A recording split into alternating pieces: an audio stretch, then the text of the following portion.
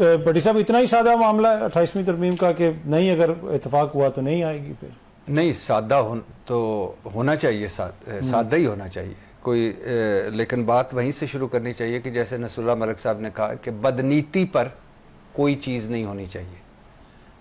ये 28वीं आईनी तरमीम की मुझे लगता है कि ज़रूरत है, यानी 28वीं आईनी तरमीम हो, 29वीं हो, 30वीं हो, जिसमें भी हो कुछ चीज़ों की ज़रूरत है। 18वीं आईनी तरमीम क्यों आई थी? क्योंकि उन्होंने अपने अपने सेफ हेवन्स क्रिएट कर लिए थे। उन्होंने सिंध, उन्होंने पंजाब, और मुस्लिम लीग इसलिए मिल गई कि नवाज शरीफ साहब ने तीसरी मरतबा वज़ीर आज़म बनना था, पाबंदी हटनी थी, तो लिहाजा सारों की विन विन सिचुएशन थी। अब 28वीं आईनी तरमीम के बाद सूबाई वो फाइनेंशियल कमीशन के इजलास होने थे, बता दें किस किस के हुए कि भाई कोयटा, अगर कोयटा है, नोशकी है, इधर उनको कितने फंड मिलने हैं, शेखुपुरा है, गुजरांवाला है, लाहौर है, कितने फंड मिलने हैं, एक शहर को तो नहीं देना। फिर बल्दियाती निज़ाम इसका हिस्सा था, फिर मुफ्त तालीम, मुफ्त सेहत की सहूलतें इसका हिस्सा था, फिर है वफाक वाकई कंगाल हो जाता है, वफाक 27 किलोमीटर का रह जाता है, फिर सूबे डिलीवर नहीं कर पा रहे जितना इनसे तवक्को थी, और फिर नए सूबे बनने चाहिए। ये जो इतना बड़ा पंजाब है, मरियम नवाज साहबा साल लग जाए अगर वो तहसीलों का विजिट करना शुरू कर दें तो अपने शेड्यूल के मुताबिक, तो ये सूबे नए बनने चाहिए। हम है 78 साल की तारीख में वो परवेज़ मुशर्रफ साहब ने दिया, और नादरा, ओगरा, नेपरा और पता नहीं क्या क्या इदारे दिए, ये इलेक्ट्रॉनिक मीडिया उन्होंने दिया। और अक्सर मैं कहता हूँ कि अब इस हुकूमत के आगे तो परवेज़ मुशर्रफ साहब मासूम लगते हैं मुझे, कि परवेज़ मुशर्रफ साहब पर इल्ज़ाम क्या था कि वो गलत रास्ते से आए, तो ये ठीक से आए हैं। उन्होंने अदलिया को ताबे कर लिया, क्या इन्होंने आज़ाद कर दिया, उन्होंने आज़ादी इज़हार राय को दबाया, इन्होंने ऊंचा कर दिया, क्या पार्लियामेंट को रबड़ स्टम्प बनाया, इनकी पार्लियामेंट कमाल डिलीवर कर रही है। और इसके बरक्स वहाँ वो देख लें 60 रुपए का डॉलर और बाहर कोई टके की हमारी कोई थोड़ी सी इज्जत थी, और जो हाल था और आज जो हाल है, तो ये चीज़ें अब करनी पड़ेंगी, वरना आपका मुल्क आगे नहीं बढ़ेगा। और आप सारे सूबों को भी बड़ा दिल करना पड़ेगा और उनको कहना पड़ेगा कि भाई ठीक है, वफाक कौन है? पाकिस्तान का हिस्सा है। सूबे कौन है? पाकिस्तान का हिस्सा है। तो ये जैसे हुज़ैफा भाई बात कर रहे थे, नसरुल्लाह मलिक साहब बात कर रहे थे, ये कुछ बुनियादी चीजें हैं जो आप कर लें, लेकिन नीयत आपकी साफ हो कि पाकिस्तान के लिए करना है, ना कि अपनी जात के लिए करना है। ठीक है हुज़ैफा साहब, मैं आपके पास आऊंगा, लेकिन भट्टी साहब ये एक शिकवा मीडिया से भी होता है कि पहले तो मीडिया जो है हर किसी से जाके पूछ रहा था महंगाई कितनी होगी, महंगाई कितनी होगी, और अब महंगाई के ऊपर ज्यादा बात नहीं होती, और जितनी बात होनी चाहिए, कि आप समझते हैं कि उतनी डिस्कशन होती है मीडिया पर, या आम ओवरऑल पार्लियामेंट के अंदर, इवन के अपोजिशन पे भी ये तनकीद है कि भाई आप असल जो इश्यूज हैं उन पर तो बात ही नहीं करते? अपोजिशन से भी मेरी बहुत तहफ़्फ़ुज़ात हैं कि भाई आप अपना शेडो बजट दें, आप उस पर फोकस करें, आप उन चीज़ों को आगे लाएं। नसरुल्लाह मलिक साहब तो आज उन्होंने बात की ना महंगाई की, लेकिन हमारे बहुत सारे लोग जिनको पहले इमरान खान दौर में सिर्फ महंगाई नजर आती थी, अब वो चुप होते हैं। वो, और मैं उनकी दयानत पे शक नहीं करता, उनकी राय है, वो उस वक्त बोलते थे, आज चुप हैं, उनकी मर्जी है। लेकिन इशू बुनियादी तौर पे ये है कि एक 2-3 बातें, एक तो भूखे नंगों के कोई बजट नहीं होते, मंगतों के, मस्कीनों के। दूसरा IMF के गुलामों के कोई बजट नहीं होते। तीसरा मकरूजों के कोई बजट नहीं होते। चौथा जिन्होंने झूठ पर बजट बनाने और आदाद शुमार, उनके कोई बजट नहीं होते। पांचवा जिनका रोज बजट आते हो, उनका सालाना क्या बजट।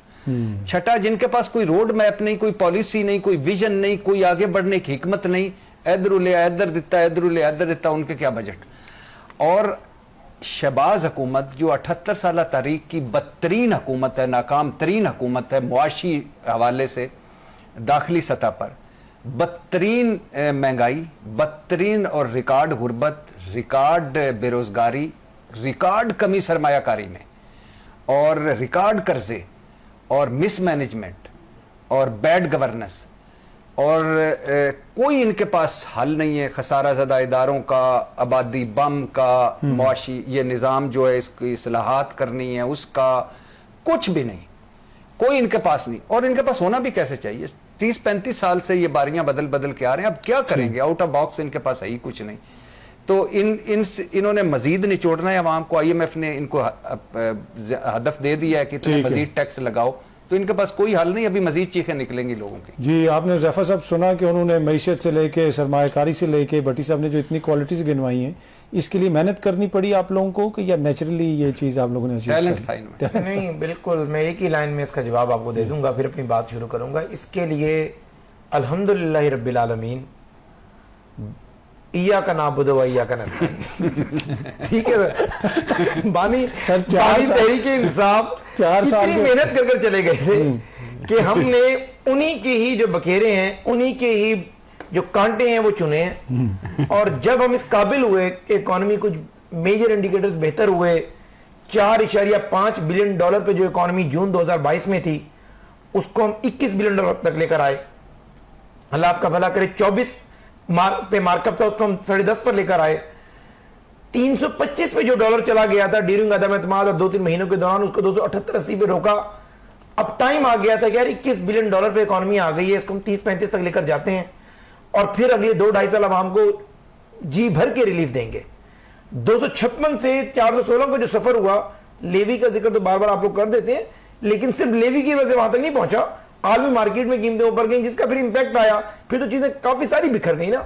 लेकिन मैं अब भी होपफुल हूं कि इंशाअल्लाह ताला इस दफा एक अवाम दोस्त, किसान दोस्त और सनत दोस्त जो है वो बजट होगा, और कोशिश होगी कि इस तबके को रिलीफ दिया जाए। और इंशाअल्लाह ताला, अल्लाह ताला, हमारी नीयत साफ है, अल्लाह ताला भी इसमें हमारे लिए बरकत डालेगा। अच्छा, वैसे वॉर सिचुएशन बेहतर होती है, कोई 25-30 डॉलर फी बैरल अगर कीमत नीचे आ जाती है, वो भी हमारे लिए एक बड़ा रिलीफ होगा। लेकिन अहम बात यह है कि एक चलता हुआ मुल्क था, एक चलती हुई इकोनॉमी थी जो 17 से डिक्लाइन शुरू हुआ, 2022 नहीं 2024 तक वो डिक्लाइन चलता रहा है। 2025 में आगे कुछ मैक्रो इंडिकेटर्स ठीक हुए, आलमी जरीदों ने आपकी इकोनॉमी को ग्रोइंग इकोनॉमी कहना शुरू किया, तो वार सिचुएशन आ गई। तो इसमें मैं वो जो सारा इन्होंने बताया कि वही बात है कि बिस्मिल्लाहिर्रहमानिर्रहीम, नहीं, पर इय्याका नअबुदु व इय्याका 4 नस्तईन। साल हो गए अभी जो है आपको, जब इकोनॉमी मिली थी तो वो तकरीबन ऑलमोस्ट 6% पे ग्रो कर रही थी। जो दादा शुमारी आपकी अपनी हुकूमत के हैं, गुर्बत मैं का आपको आप देखते बता हैं, देता बहुत सारी हूं सर, चीजें। मैं आपको मसला ये बता- कि 4 साल बहुत लंबा पीरियड होता है, 5वां बजट आप पेश करने जा रहे हैं। अगर अभी भी इमरान खान का जिन जो है वो इकोनॉमी पे बैठा हुआ है, तो फिर तो बड़ा मसला है। कभी ऐसा हुआ है कि कोई इकोनॉमी 6% पे ग्रो कर रही हो, आदम एतमाद और अगले बजट में वो 0 पर आ जाए?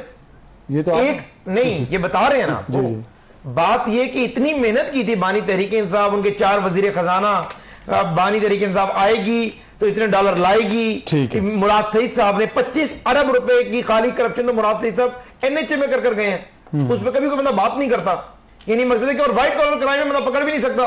यानी एनएचए को डबो दिया, बैंकों में डबो दिया और बैंकों से वगैरह बनाते फिरते रहे। तो भाई अल्लाह के बंदे, वो 6% में जो मार्केट खड़ा हुआ था वो एकदम आईएमएफ की डील टूटने के बाद 0 पर आ गया। चलें, ठीक, वक्त की कमी हम